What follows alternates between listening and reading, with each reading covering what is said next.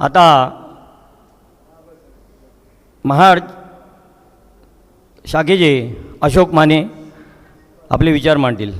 महाराष्ट्राचे दैवत राजे छत्रपती शिवाजी महाराज या सभागृहामध्ये ज्याचे आपण पहिलेच हार घालून पूजन केले ते शाहू महाराज व्यासपीठावरती बसलेले सर्व मान्यवरांचे मी स्वागत करतो आणि माझे विचार मांडायला सुरुवात करतो। गिरणी कामगारांचा संप झाला त्यावेळेला आपण गिरणी कामगारांनी काय काय सोचलेलं आहे त्याची आपल्याला आठवण येते आणि त्या आठवणीतून आम्ही आता मुंबई तर सोडलेलीच आहे, गावच्या ठिकाणी आम्ही असतो आणि गावच्या ठिकाणी असताना बने साहेबांनी ज्यावेळेला आम्ही व्हॉट्सअपला बघितल्याच्यानंतर कुठेतरी ही चळवळ आपली गिरणी कामगाराला एक चांगली दिशा देण्याचा मार्ग दिसतोय आणि तिथले महाडचे गिरणी कामगार आम्ही एकत्र झालो आणि बने साहेबांना एक दिवशी बोलवलं होतं, तिथे मिटिंगही घेतली आणि बोललो बने साहेब खरोखर तुमचे विचार चांगले आहेत, तुम्ही ज्या ह्या संघटनेला जे नाव दिलेलं आहे ना ते प्रथम जर बघितलं तर खरोखर या गिरणी कामगारांना पुढे नेण्यासारखं आहे, पण आपल्या कामगारांनी विश्वास ठेवला पाहिजे। आजपर्यंत आपण संप केलं ज्या ज्या लोकांनी, मी तुम्हाला एक मला आठवण येते की या गिरणी कामगारांनी काय नाही केलं, 3 आमदार आपण त्यावेळेला निवडून दिले या मुंबईमधून, काय आपली परिस्थिती आहे त्यावेळेला दत्ता सामंतांनी आवाज उठवला विधानसभेमध्ये, अरे या गिरणी कामगारांचं काय। मुख्यमंत्री कोण होते? वसंतदादा पाटील। दिल्लीमध्ये सरकार कोणाचं होतं? इंदिरा गांधी। काय बोलले? माझी खुर्ची जाईल, ह्या माजरांच्या गाया ह्या लोकांच्या गायामध्ये घंटा कोण बांधणार, अशी त्यावेळची परिस्थिती आणि आजपर्यंत आपण हा लढा देतपर्यंत इथपर्यंत आलो आहे। आणि महत्त्वाचा मुद्दा आज मुंबईला आल्याच्यानंतर बघितलं त्या आम्ही ज्यावेळेला त्या वडाळा रोडने आलो आणि काही गिरणी कामगार ज्या गिरणी आपल्या आहेत जागा त्या ठिकाणी आज एवढे टावर उभे राहिलेले आहेत, आला तर बघायला गेलो तर डोक्यातली टोपी खाली पडेल आणि आपली जागा, आपली हक्काची जागा गिरणी कामगारांची आणि तिथे आपल्याला न्याय मिळत नाही।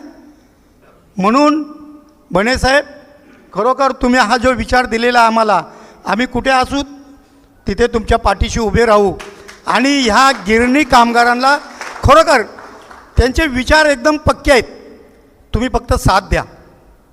ते काय तुमच्याकडे मागत नाहीत, फक्त तुम्ही साथ द्या, तुम्हाला मिळाल्याशिवाय राहणार नाही।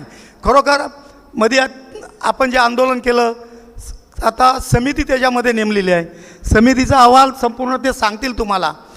आता अस्ती पावलं पडतायत आणि हे सरकार आहे ना हे घेंड्याचं सरकार आहे, आपल्याला काय ईडी बिडी लावण्यासारखं काय नाही, आपल्याजवळ काय आईच नाही, नाही तर आपल्या पाठीनं ईडी लावली असती या आमच्या पाठीमागं लगेच तुम्हाला घरात येतो, पण आपल्याला लढा द्यायचा आहे, जिद्दीने लढा द्यायचा आहे, एवढं जिद्दीने लढा द्यायचा।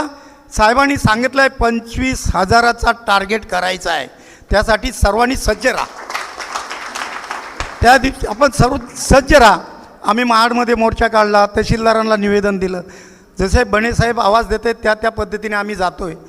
खरोखर हा लढा आपला आता जो आहे लास्ट स्टेपला आहे, या सरकारला जाग आणायचा आहे। बने साहेब मी विनंती करतो तुम्हाला, तुम्ही आम्ही नेहमी आम्हाला आग द्या, आम्ही सदैव तुमच्या पाठीशी उभं राहू, एवढंच बोलतो। आणि हा जो लढा तुम्ही घेतलेला आहे हा यशस्वी 100% होणार, त्याबद्दल कोणाच्याही मनामध्ये शंका आणू नका। आपल्याला सांगतायत वागणीला घर भेटेल, इकडं भेटेल, अरे आराम करा नको, आमच्या हक्काची जागा आहे तिथं दे ना, तू कशाला आम्हाला तिकडे नेताय हो आणि कशाला आमची फसवणूक करताय।